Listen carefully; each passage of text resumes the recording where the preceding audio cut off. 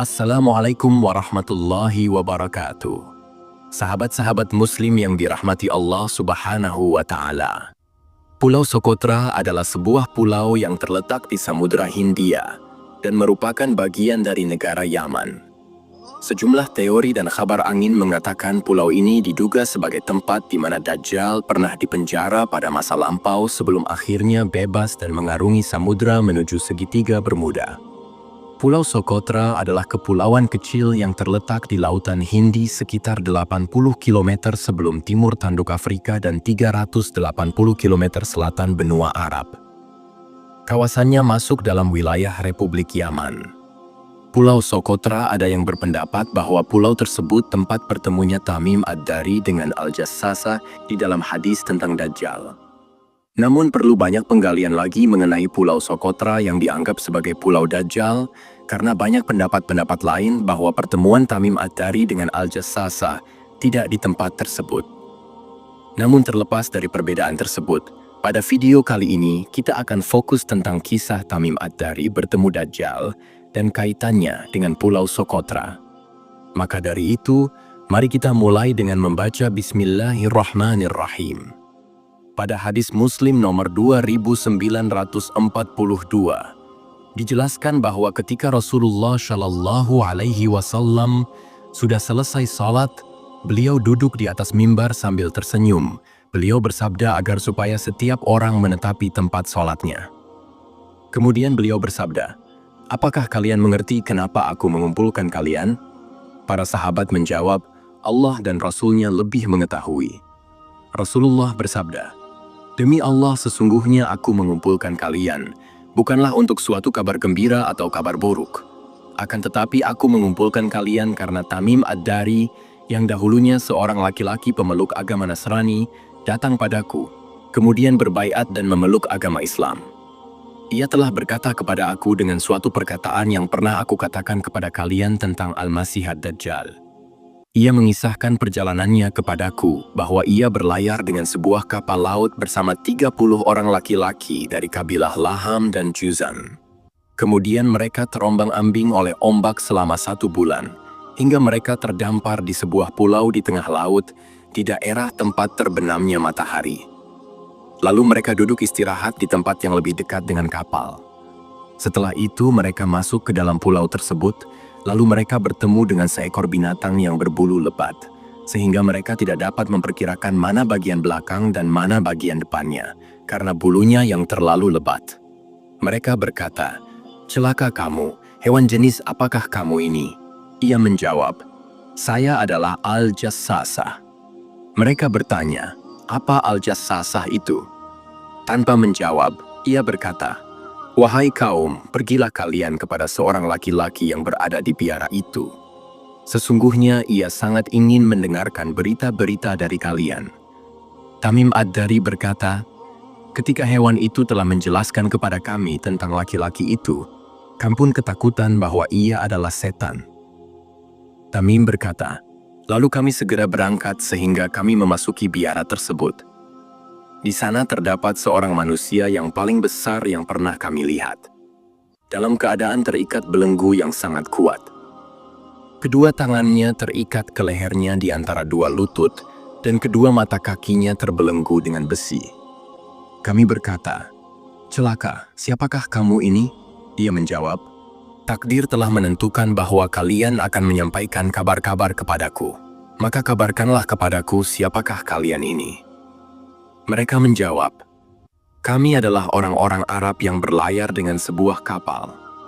Tiba-tiba kami menghadapi sebuah laut yang berguncang. Lalu ombak mengombang-ambingkan kami selama 1 bulan dan kami berlabuh terdampar di Pulau Mo ini. Lalu kami duduk di tempat yang terdekat dengan kapal, kemudian kami masuk pulau ini. Maka kami bertemu dengan seekor binatang yang sangat banyak bulunya yang tidak dapat diperkirakan mana ekor dan mana kepalanya karena banyak bulunya. Maka kami berkata, 'Celaka kamu, hewan jenis apakah kamu ini?' Ia menjawab, 'Aku adalah Al-Jassasa.' Ia berkata, 'Pergilah kalian kepada seorang laki-laki yang berada di biara itu. Sesungguhnya ia sangat ingin mendengarkan berita-berita yang kalian bawa.' Lalu kami segera menuju tempat kamu ini dan kami terkejut bercampur takut karena mengira bahwa kamu ini adalah setan. Laki-laki besar yang terikat itu berkata, "Beritakanlah kepadaku tentang pohon-pohon kurma yang ada di daerah Baisan." Kami berkata, "Apa yang ingin kamu ketahui tentangnya?" Ia berkata, "Saya menanyakan tentang pohon-pohon kurma apakah berbuah." Kami menjawab, "Ya," ayah berkata, "adapun pohon-pohon kurma itu maka ia sebentar lagi hampir saja tidak akan berbuah lagi." Kemudian ia berkata lagi, "Beritakanlah kepadaku tentang Laut Tobaria, yakni Laut Tiberia." Mereka berkata, "Apa yang ingin kamu ketahui tentangnya?" Ia bertanya, "Apakah ada airnya?" Kami menjawab, "Laut itu airnya sangat banyak." Ia berkata, "Adapun airnya, maka ia sebentar lagi hampir saja akan habis." Kemudian ia berkata lagi, "Beritakanlah kepadaku tentang mata air Zohor." Mereka menjawab, "Apa yang ingin kamu ketahui tentangnya?" Ia bertanya, "Apakah di sana masih ada air dan penduduk di sana masih bertani dengan menggunakan air dari mata air Zohor itu?" Kami menjawab, "Benar. Ia berair banyak dan penduduknya bertani dari mata air itu." Lalu ia berkata lagi, "Beritakanlah kepadaku tentang Nabi yang ummi. Apa sajakah yang sudah ia perbuat?" Mereka menjawab, "Dia telah keluar dari Mekah dan tinggal di Yesrib." Lalu ia bertanya, "Apakah ia diperangi oleh orang-orang Arab?" Kami menjawab, "Iya." Ia bertanya lagi, "Apakah yang ia lakukan terhadap mereka?" Maka kami memberitahukan kepadanya bahwa ia, Nabi itu, telah menundukkan orang-orang Arab yang bersama dengannya, dan mereka menaatinya. Lalu ia berkata, "Apakah itu semua telah terjadi?" Kami menjawab, "Iya." Ia berkata, "Sesungguhnya adalah lebih baik bagi mereka untuk mentaatinya, dan sungguh aku akan mengatakan kepada kalian tentang diriku. Aku adalah Al-Masih Ad-Dajjal, dan sesungguhnya aku hampir saja diizinkan untuk keluar. Maka aku akan keluar dan berjalan menjelajah di muka bumi. Dan tidak ada satupun negeri kecuali aku memasukinya dalam waktu 40 malam selain Mekah dan Madinah. Kedua negeri itu terlarang bagiku.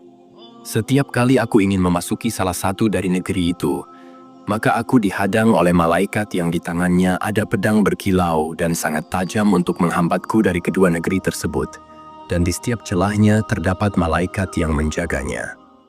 Fatimah binti Qais berkata, Rasulullah Shallallahu Alaihi Wasallam bersabda sambil menghentakkan tongkat pendek beliau di atas mimbar, "Inilah Thaibah, inilah Thaibah, inilah Thaibah." Maksudnya adalah kota Madinah. "Bukankah aku sudah menyampaikan kepada kalian tentang hal itu?"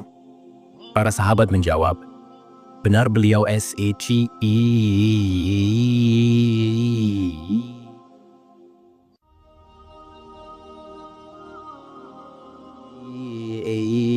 Bersabda, "Sesungguhnya saya tertarik dengan cerita Tamim Ad-Dari, karena ia bersesuaian dengan apa-apa yang pernah aku sampaikan kepada kalian tentang Madinah dan Mekah. Bukankah ia terletak di Laut Syam atau Laut Yaman yang dimaksud adalah tempat Dajjal? Tidak. Tapi dia di arah timur, dia di arah timur, dia di arah timur."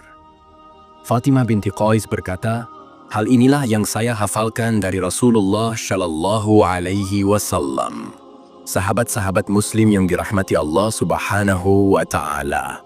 Dalam hadis tersebut memang tidak disebutkan bahwa tempat tersebut adalah Pulau Sokotra. Namun sejumlah teori dan kabar mengatakan pulau ini diduga sebagai tempat di mana Dajjal pernah dipenjara pada masa lampau. Teori itu semakin kuat dengan dipadukan dengan hadis yang diriwayatkan oleh Imam Muslim dalam bab Qisasul Jassasa, bahwa tempat Dajjal dikurung ialah Laut Yaman. Jika kita merujuk kepada hadis Rasulullah tadi, sangat jelas menyatakan Dajjal adalah manusia biasa yang diciptakan Allah, khusus untuk menguji umat manusia di akhir zaman. Dajjal akan mengaku sebagai Tuhan yang turun ke bumi dalam wujud manusia, dengan segala kesaktiannya yang dapat dikatakan setingkat mukjizat. Dajjal sudah ada sejak zaman Nabi Muhammad Shallallahu Alaihi Wasallam, tetapi sampai waktunya bebas, ia akan senantiasa terkurung di sebuah pulau di Laut Syam atau Laut Yaman. Syam adalah sebuah negeri pada masa lampau yang menjadi jantung perdagangan Timur Tengah. Saat ini, wilayah Syam meliputi Palestina, Lebanon, Suriah, dan Jordania.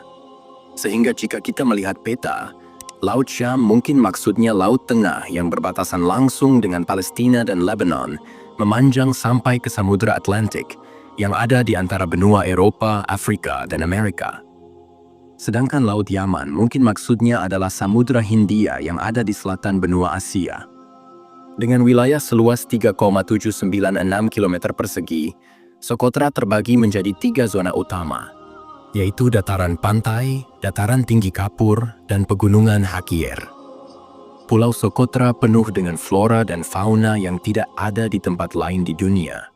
Namun yang paling ikonik adalah pohon darah naga.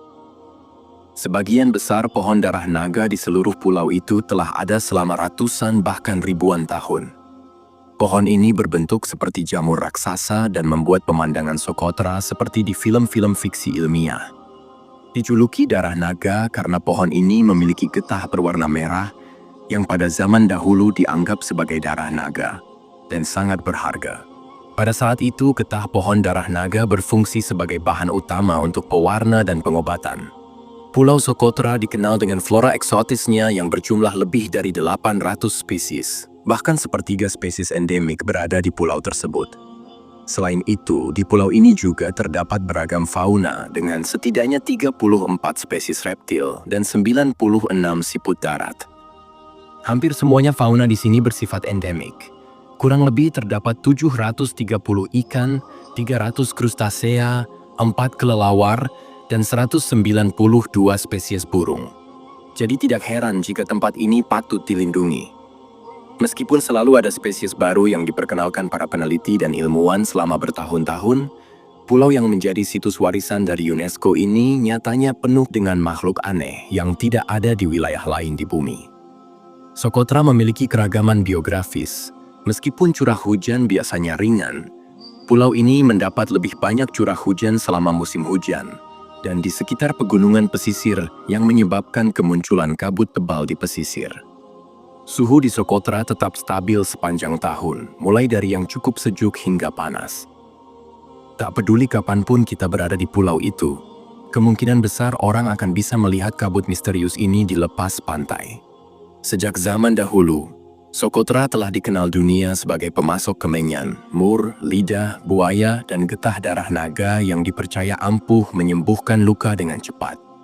Penduduk setempat biasanya menjual obat-obatan eksklusif yang semuanya diekstrasi dari berbagai tumbuhan endemik di pulau ini.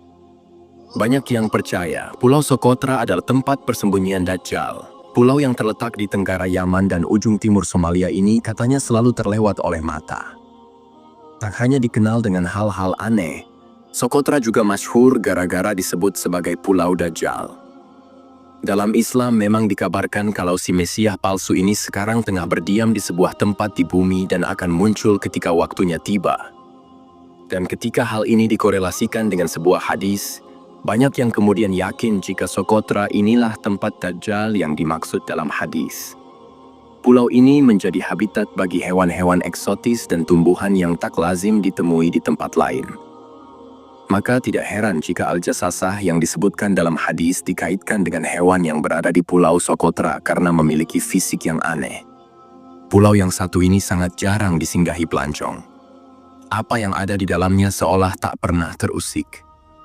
Alhamdulillah. Sahabat-sahabat Muslim yang dirahmati Allah Subhanahu wa Ta'ala.